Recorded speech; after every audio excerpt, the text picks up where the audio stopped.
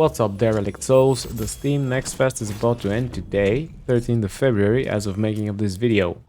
We've been giving a chance to try out some new demos and get excited about stuff, with one of the most promising titles having its alpha playtest extended up until February 16th. That's right, you plague-ridden rats.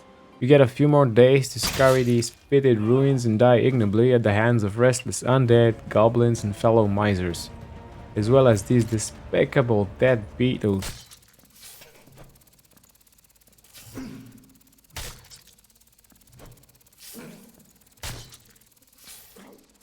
A fucking little beetle killed me! I'ma start off with a sweet one now, a vibrant soul among the overwhelming darkness. It's a game that's recently swarmed the peripherals of my vision, and I've known next to nothing about it, except for the fact that it revolves around the idea of an open world roguelike. In fact, all three of my picks gravitate towards that incinerating core. I'm talking about Ravenbound here, a game that kind of brushes that Tolkien-esque world building coupled with a very distinct Nordic art style. There's not much to tell about the story in the demo, save for that info dump at the beginning, a narrated introduction delivered with a flourish about the good guys and the big baddie that, well, I've mentioned Tolkien already, so you know where that one's going. And then there's you, the mortal vessel, the expendable piece of meat animated by a raven-like entity infused with the power capable of saving the world. You start your run, taking flight off his spawning point, overlooking that gorgeous, vibrant open world, and soar over the landscape, picking your fight, slowly making progress towards that goal.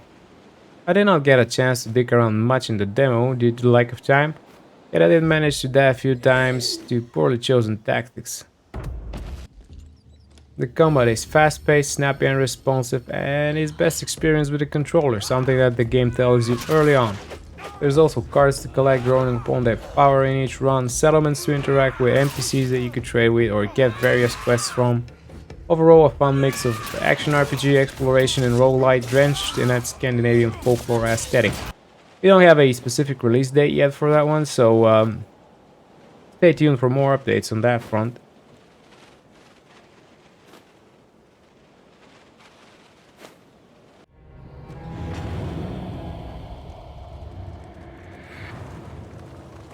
The flame, sacred and sputtering, the last hope for us all.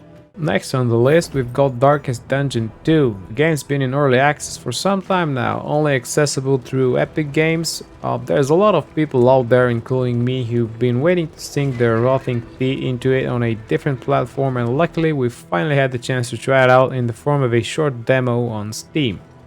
Be forewarned though, you ain't getting a dungeon in that one.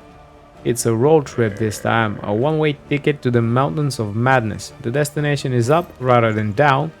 We were still descending to the darkest nethers of humanity, so no worries there.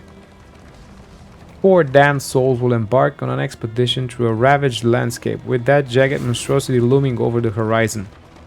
The last time we saw a formation in that shape, well, things went pretty crazy. You all know the formula: struggle, despair, despondency sinking in like a disease, futile stands, hope snuffed out like a torch in the water. With some additions though. Yet again, it's a short demo and we don't get to see much besides a few encounters. You navigate that squeaky stagecoach, making the best out of every sticky situation, desperately trying to reach an inn where your protégés would find a few brief moments of respite. The game is getting its full release on the 8th of May, if the old ones allow it. I was a bit reluctant to spoil myself with a demo, though strange desires blossom in one's heart in the face of such damnable antediluvian mystery. And finally, the third one's a real dungeon crawler, so if you're here for the dungeons, you've got it. Dark and Darker, or Dead and Deader as I like to call it, is a true gem, a niche game undeniably, but one that's been blowing up lately like a bloater in the sewers. I missed the playtest in December and was really looking forward to this one. Let me just start out by saying, you'll probably hate this game, as I did. And then you'll love it, I promise, you won't be able to get enough of it. Sadly, the playtest is ending, but luckily it's been extended up until February the 16th. So what is this game anyway? You can hear things like this is Tarkov with swords or PUBG with swords or something along those lines. Well, in a way, it's an extraction-oriented full-loop PvP competitive game with the combat aesthetic of chivalry but drenched in wax. The atmosphere very much reminds me of an oldie classic, Arx Fatalis, if you remember that one, boys. It's a game where you start near naked and piss poor in a dark and hostile crypt and have to make your way out alive. You can't actually win a match by killing everyone. You can still kill everyone and lose everything consumed by the darkness. There's that well-known mechanic of walls closing in, a constricting circle of pure death that pushes everyone towards a contested center.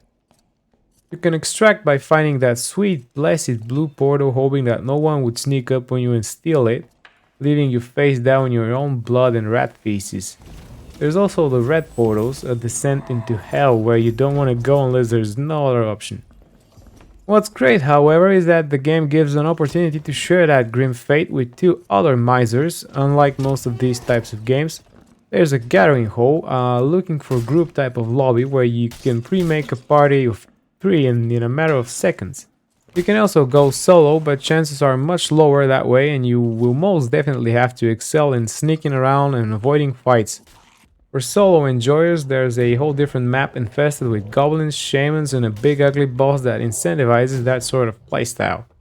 There's different classes, each unique with its own arsenal of perks, active skills, and spells for the caster types. And then there's the cleric chat, a true god among these wretched reprobates.